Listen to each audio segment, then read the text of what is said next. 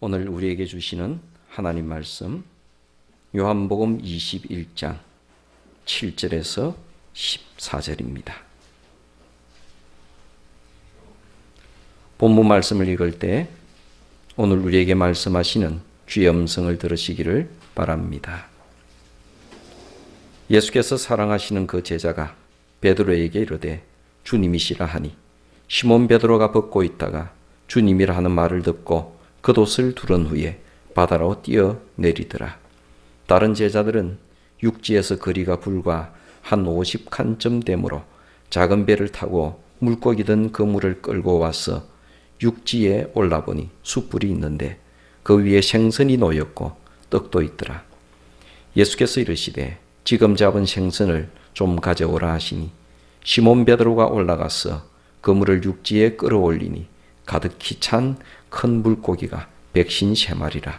이같이 많으나 그물이 찢어지지 아니하였더라. 예수께서 이르시되 와서 조반을 먹으라 하시니 제자들이 주님이신 줄 아는 고로 당신이 누구냐 감히 묻는 자가 없더라. 예수께서 가셔서 떡을 가져다가 그들에게 주시고 생선도 그와 같이 하시니라. 이것은 예수께서 죽은 자 가운데서 살아나신 후에 세 번째로 제자들에게 나타나신 것이라. 아멘. 지난 일주일도 주 안에서 평안하셨습니까? 예수님을 믿으며 예수님을 따르며 일주일을 사시다가 오늘 주님 앞에 나오셨습니까? 여러분 자신의 십자가를 내 자신이 짊어지기에 최선을 다하다가 그 가운데서 내가 알 수 없는 하나님의 은총과 부활의 능력을 경험하다가 오늘 이 자리에 나오셨습니까?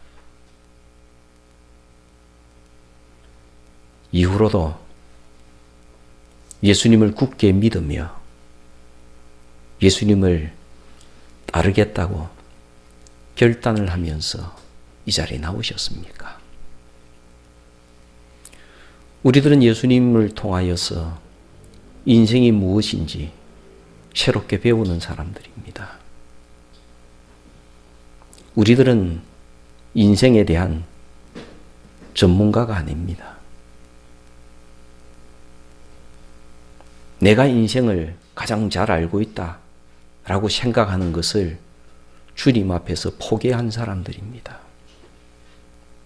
주님, 인생을 어떻게 살아야 되는 것인지, 인생이란 어떤 것인지 가르쳐 주시옵소서. 그렇게 되기로 결단한 사람들이 우리들입니다. 오늘 예수님께서 우리에게 말씀하시기를 이렇게 말씀하십니다. 용서를 가슴에 새기고 인생을 살아야 한다. 인생은 용서받는 것이 인생을 살아가는 것이고 용서하는 것이 인생을 바르게 살아가는 것이다. 우리 인생을 살아갈 때 용서라는 단어가 사라지게 되면 그것은 인생을 제대로 사는 것이 아니다. 이렇게 말씀하십니다. 본문 말씀은 주님께서 부활하시고 난 이후에 제자들을 찾아가시는 장면입니다. 주님은 부활하시고 난 이후에 40일 동안 땅 위에 계셨습니다. 40일을 계시면서 제자들을 찾아가셨는데 12번을 찾아가셨습니다. 이 40일의 기간 12번의 찾아가심, 이것을 용서라고 부를 수가 있습니다. 용서. 이 40일의 기간 주님께서 하신 것이 무엇인가 하게 되면 그것이 용서입니다. 그럼 오늘 본문 말씀은 예수님의 용서, 제자들의 용서받음이라고 묵상할 수 있습니다. 예수님의 용서. 잘못한 사람들은 제자들입니다. 제자들이 엄청나게 잘못했습니다. 만약에 우리가 이런 일을 당했다면 죄송합니다. 설교 시간에 꼴도 보기 싫을 겁니다. 목소리도 듣기 싫을 거고 얼굴도 보기 싫을 거고 꼴이 보기 싫을 겁니다. 못 만날 겁니다. 사람이 그럴 수가 있습니까?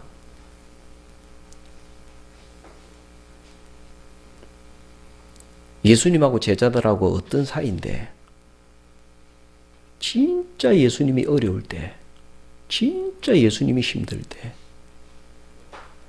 다 도망가고 한 명도 예수님을 변호한 사람이 없습니다.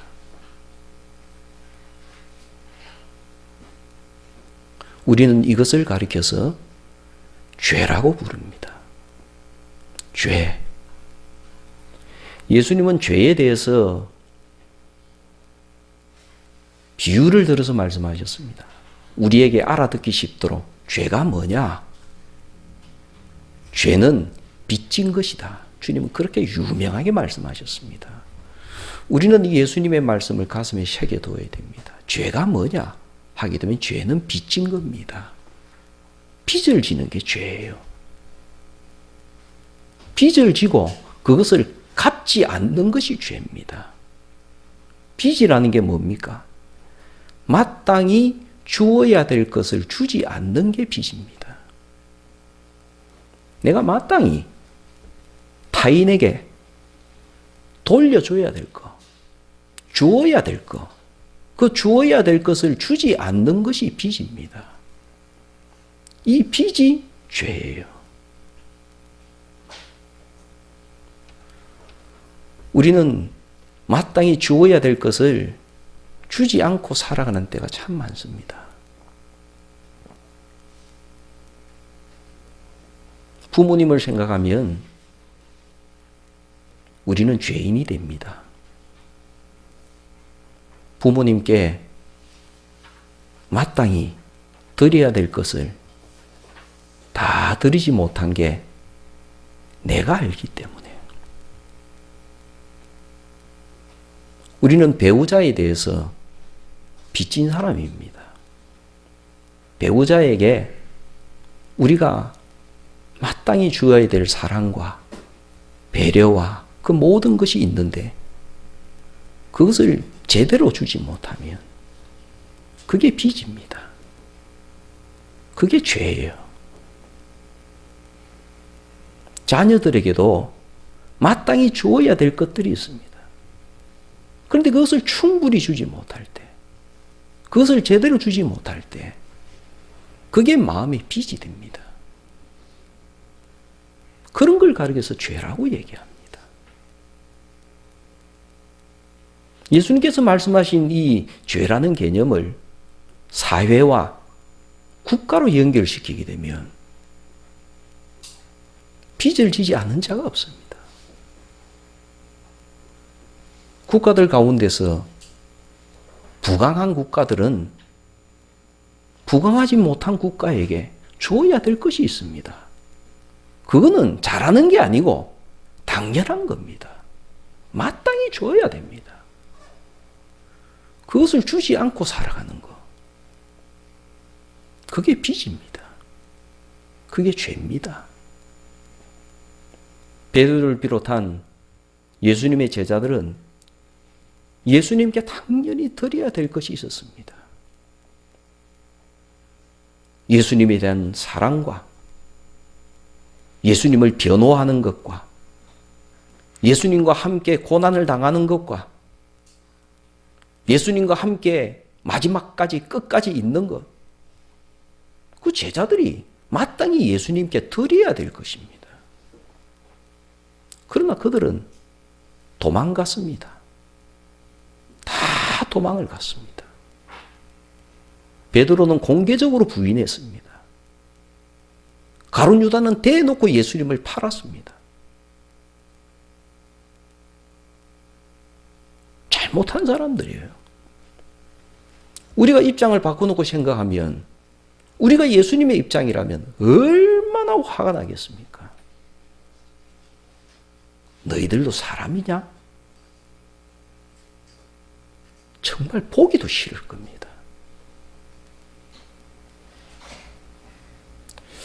그런데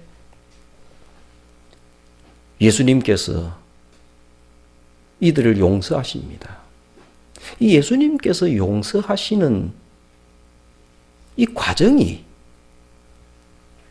우리 인생에게는 용서가 무엇인지를 가르치는 내용입니다.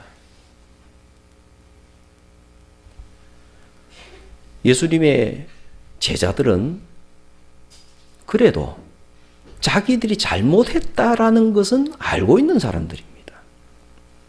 이 점은 굉장히 중요합니다.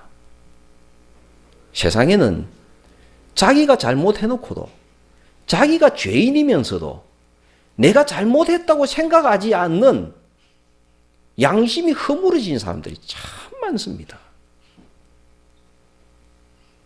사람이 사람다워지려면 아, 이것이 잘못이구나. 내가 잘못했구나.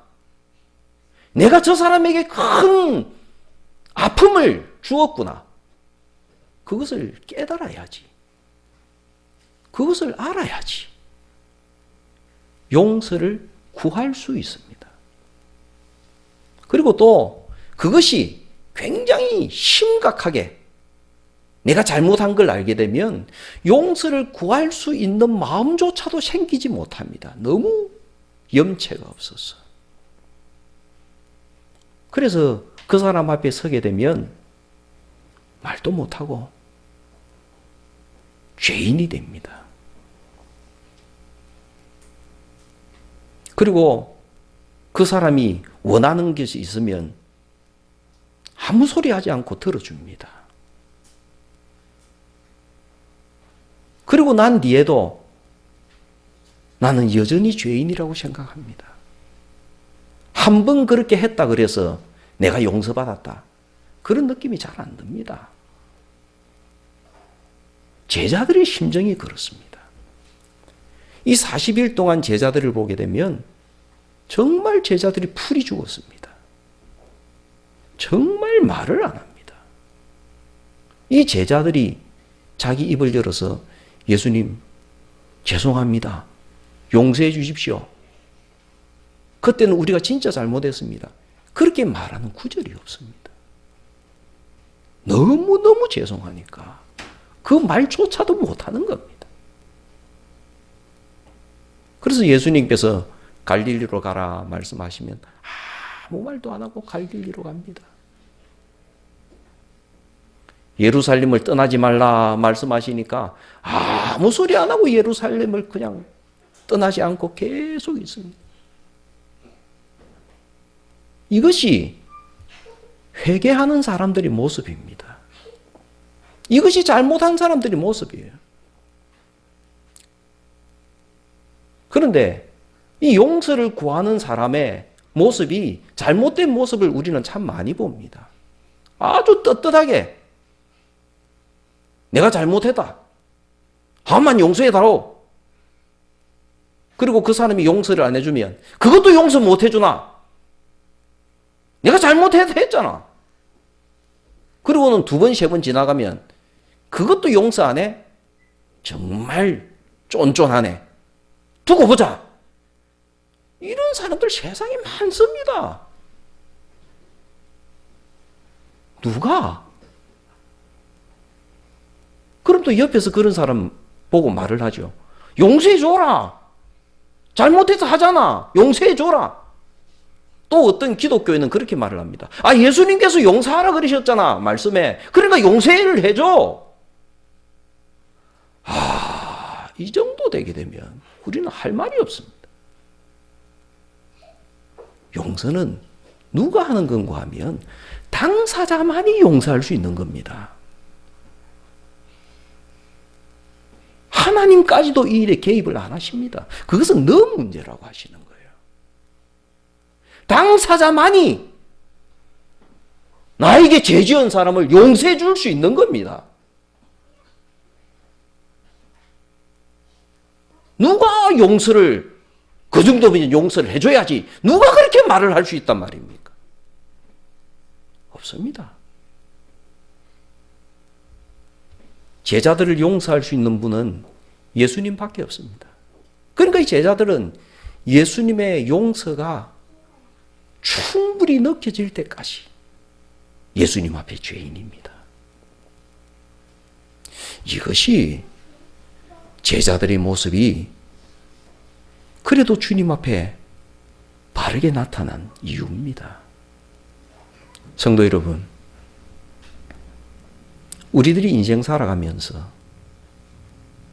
하나님께 죄를 짓고 때로는 내 주변의 사람들에게 죄를 짓는 때가 많습니다. 그럴 때 내가 어떤 태도를 가져야 하느냐?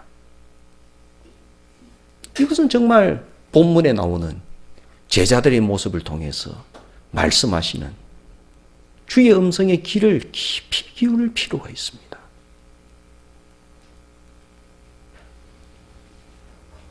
상대방이 충분히 용서할 때까지 내가 무언가를 요구할 수 없는 겁니다. 교회에서 신앙생활 하면서 다른 형제에게 권면할 때도 조심하십시오. 함부로 말하지 마세요.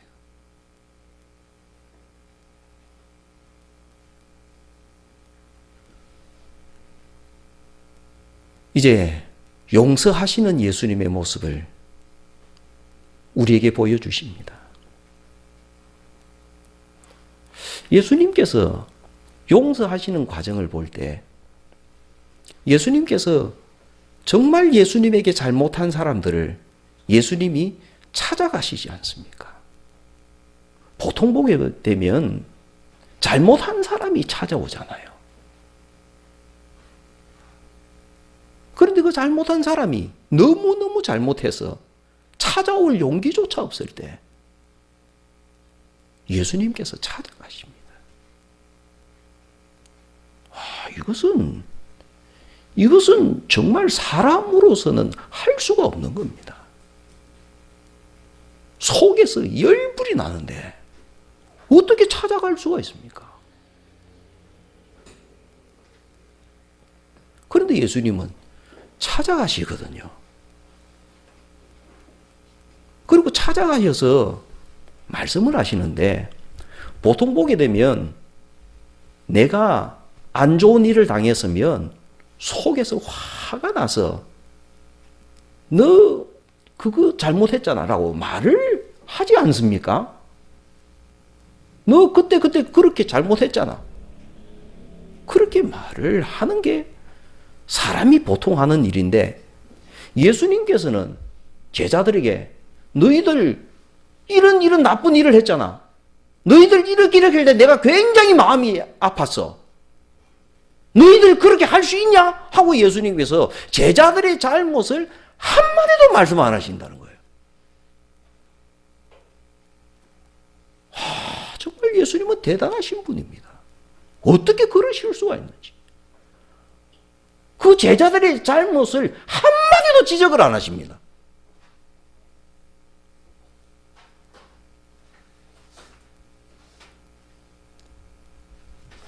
그리고 예수님께서 하신 말씀은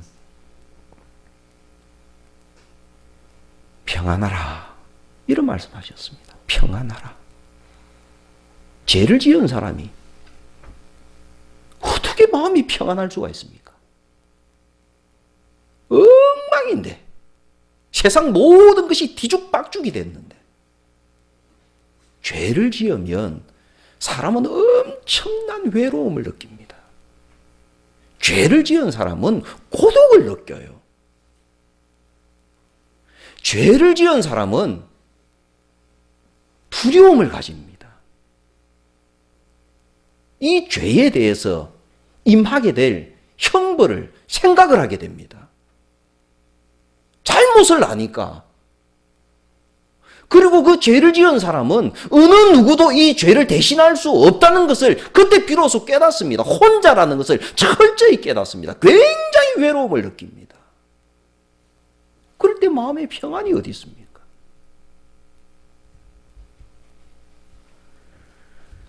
그에게 평안을 말을 할 수 있는 사람은 세상에서 딱 한 사람밖에 없습니다. 내가 잘못을 범한 그 당사자, 그분만이 나에게 괜찮아, 평안해, 이 말을 할 수 있는 사람은 당사자밖에 없습니다. 제자들에게 평안하라 이렇게 말을 하실 수 있는 분은 예수님밖에 없습니다. 예수님에게 잘못을 했으니까요. 그래서 제자들은 그 말을 듣고 화가 안 납니다. 그런데 섣불리 요업의 친구들처럼 시원찮은 사람들이 와가지고 괜찮아, 사람은 누구든지 다 잘못할 수 있어, 괜찮아, 너 하나님께 기도하고 잊어버려, 하나님께서 내 마음에 평안을 주실 거야, 평안해,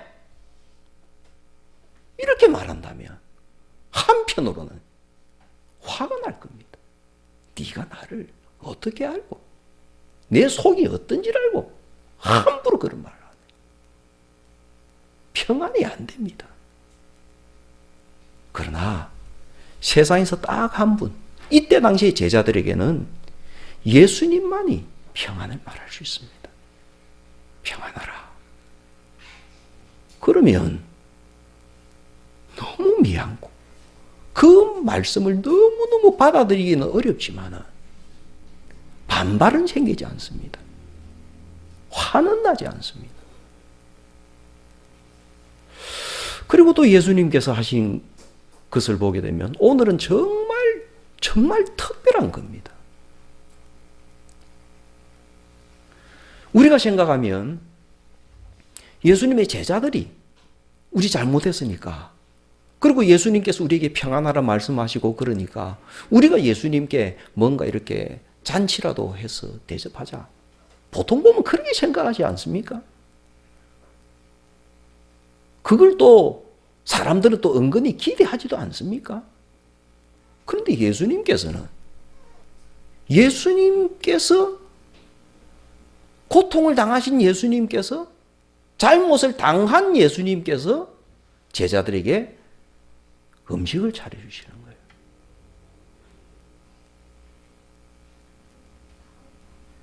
야단을 쳐도 모자랄 판국에 예수님께서 음식을 차려 놓으시고 와서 식사를 해라, 조반을 먹어라,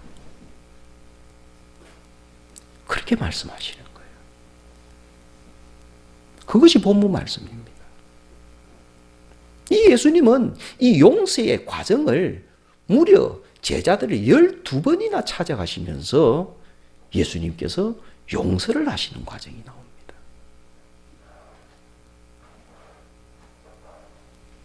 이분이 예수님이십니다. 이분이 하나님이세요. 우리가 하나님에 대해서, 예수님에 대해서 바르게 알지 못하게 되면, 우리 마음대로 예수님을 생각하면 신앙생활이 삐뚤어집니다. 아주 몹쓸 이기적인 성도가 되어버립니다. 이제 묵상을 해보겠습니다. 예수님께서 왜 그렇게 하셨을까요? 첫 번째로는 제자들을 회복시키시고 싶어서 그랬습니다.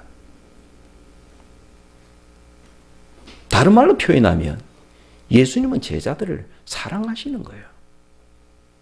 그런데 예수님의 이 사랑을 뭐라고 부를 수 있습니까? 이해라고 부를 수 있습니다. 이해. 예수님은 제자를 이해하시는 거예요. 어떻게 이해를 하십니까? 아직까지 연약해서, 아직까지 믿음이 덜 자라서,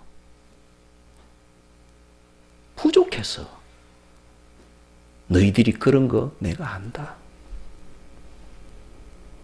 그런데 약해서 그렇지, 너희들의 근본 속마음은 그렇지 않은 건 내가 안다. 예수님께서 제자들의 부족함을 이해를 하시는 거예요. 성도 여러분, 사람이 살다가 보면 마음은 그렇지 않은데, 진짜 속마음은 사랑하는데 어려운 현실을 만나게 되면 겁이 나서, 두려워서, 자기 속마음과는 다른 그런 행동을 하는 때가 우리가 많습니다.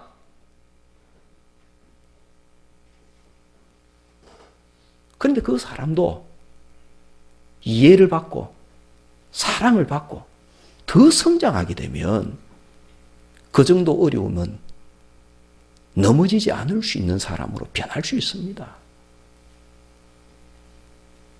예수님은 그걸 아시는 거예요. 그걸 이해를 하시는 거예요. 그걸 가리켜서 우리는 사랑이라고 부릅니다. 용서는 상대방을 사랑하기 때문에 용서가 나온 겁니다. 상대방을 이해하기 때문에 용서가 나온 겁니다. 그를 이해를 하니까 용서하는 겁니다. 그리고 이 용서를 예수님께서 실천하시는 겁니다. 제자들은 반드시 용서받아야 되었습니다. 예수님께서 보시기에. 왜요? 사람은 죄를 짓고 그 죄가 용서받지 못하게 되면 죄인으로 살아갑니다. 평생 죄인으로 살아갑니다. 사람은 현재를 살아가지만 사람의 시간은 정말 묘합니다. 사람은 과거와 현재와 미래를 동시에 살아갑니다. 객관적인 시간으로 보게 되면 과거라는 것은 지나간 겁니다. 과거라는 것은 없는 거예요. 지금 현재에 없는 것이 과거입니다. 그러나 과거에 해결되지 못한 죄의 문제, 그 과거의 일을 바르게 이해를 해서 역사 속의 한 사건으로 보내지 않은 사람에게는 그 과거는 단순한 과거가 아니라 그 과거는 현재가 됩니다. 그래서 과거에 잡혀서 현재를 살아갑니다. 과거에 잡혀서 미래를 바라보게 되는 것입니다. 그러므로 과거에 잡혀 있는 사람은 현재를 살지 못하고 미래를 살지 못합니다. 과거에 잡혀서 과거에 살아가는 겁니다.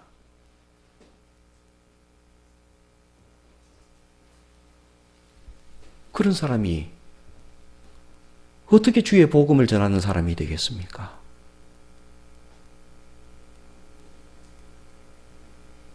과거에 잡혀 있는 사람이, 죄에 잡혀 있는 사람이 우리의 믿음을 가리켜서 뭐라고 얘기합니까? 주님께서 우리가 주신 믿음을 가리켜서 종말론적인 믿음이라 그럽니다. 종말론적인 믿음이란 것이 뭡니까? 종말의 관점에서 예수님의 심판과 천국과 우리 인생의 종말과 그 종말의 관점에서, 그 관점에서 현재를 바라보는 게 예수님께서 우리에게 가르쳐주신 믿음입니다. 종말론적인 믿음이에요. 이 말은 과거에 잡혀서 살아가는 것이 그리스도인이 아니라는 겁니다. 과거는 기억으로 존재를 합니다. 미래는 약속으로 존재를 하고요. 현재는 실천으로 존재를 합니다. 제자들에게 예수님을 배반한 것은 과거의 일입니다. 지나간 일이에요. 지금은 예수님을 배반하지 않습니다. 지금은 예수님을 모른다 하지 않습니다. 그러나 그들은 예수님을 모른다 했던 그 과거에 잡혀서 예수님을 만나고 있습니다. 그 과거에 잡혀서 예수님의 얼굴을 제대로 보지도 못하는 겁니다. 그들이 과거에 잡혀 있으면 어떻게 주의 증인이 됩니까?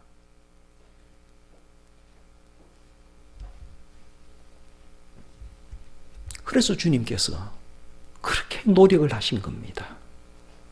용서의 노력을 그렇게 하신 겁니다. 이해한다 하시면서 노력을 하시는 겁니다.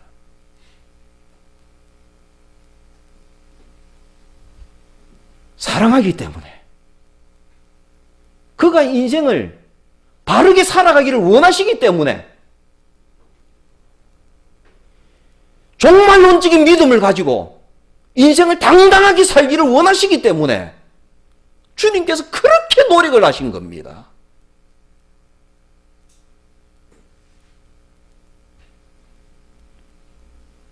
주님은 우리를 사랑하십니다. 우리가 신앙생활하면서 가장 많이 듣는 말이 뭡니까?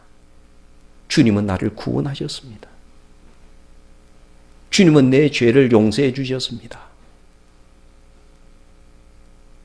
주님은 나의 구세주이십니다. 그 말을 가장 많이 하고 가장 많이 듣습니다. 만약에 그런 말을 함에도 불구하고 우리 과거에 잡혀 있다면 그것은 뭡니까?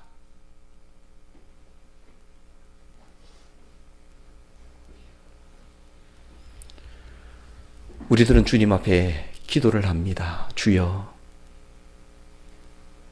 제가 할 수 있는 것은 용서를 실천할 수 있는 것, 그것밖에는 제가 할 수 없습니다. 제가 지은 많은 죄에 대해서 제 스스로 나를 용서할 수가 없고 용서받을 수가 없습니다.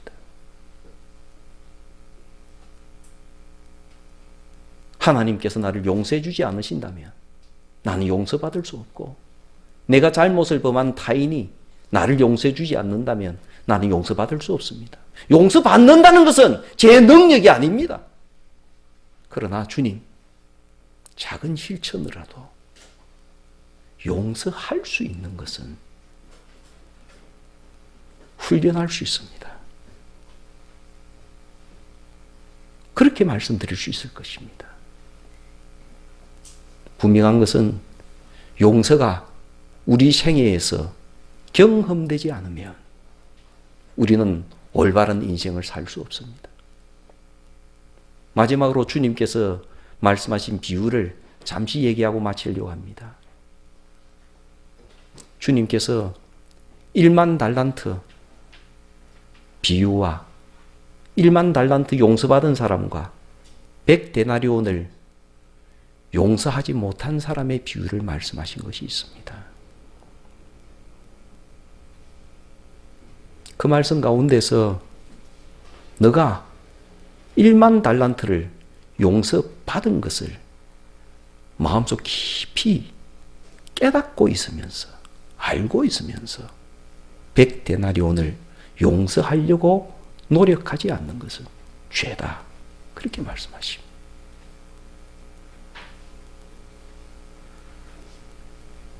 우리를 사랑하시고 우리의 과거를 고치기를 원하시는 주의 은총이 이번 한 주간도 함께 하시기를 바랍니다.